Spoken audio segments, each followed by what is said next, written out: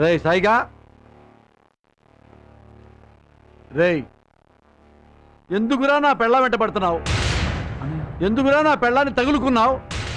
భాస్కర్, నీ పెళ్ళాన్ని ఎవడన్నా ఉంచుకుంటే ఊరుకుంటావా భాస్కర్? సార్, పెద్దంటోళ్ళు ఏ సాక్ష్యంతో మాట్లాడతారు? ఒళ్ళు దగ్గర పెట్టుకుని మాట్లాడండి, అర్థమైందా?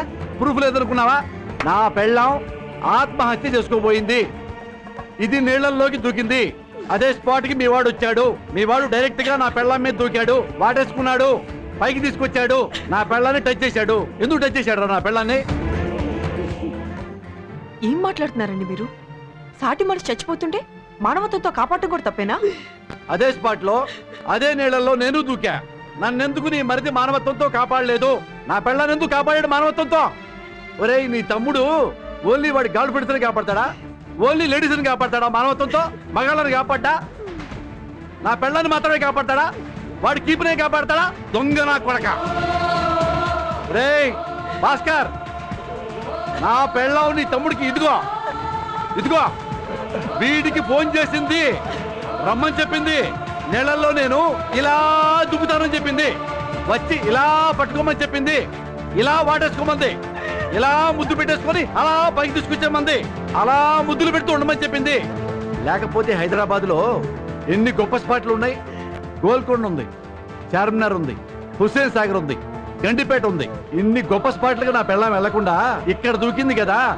మరి వీడికి అది ఎలా తెలిసింది? ఆ చిన్న స్పాట్ ఎలా తెలిసింది? ఇది ఫోన్ చేయకపోతే ఎలా తెలిసింది? రేయ్, నా పెళ్ళానికి వీడికి కనెక్షన్ ఉంది. హైదరాబాద్ లో కరెంట్ ఎక్కువగా పోతుంది.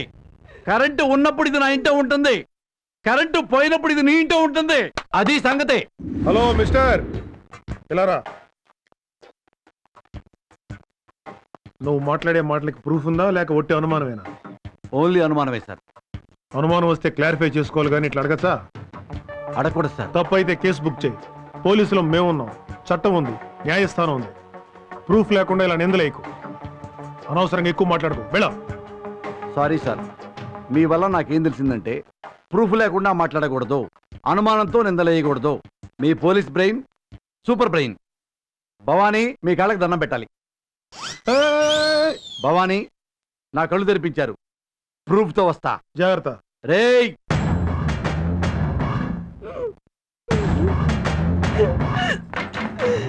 ప్రూఫ్ తో వస్తా. నా కొడకరే పాలుడా, ప్రూఫ్ తో వస్తాను బే, ప్రూఫ్లతో వస్తా. ఓరీడెంకమ్మ, ఈ నిజంగానే తిక్కలోడు. ఈ అబ్బా అమ్మ మాత భవాని క్షమించు, వీడి వల్ల నాకు బూతులు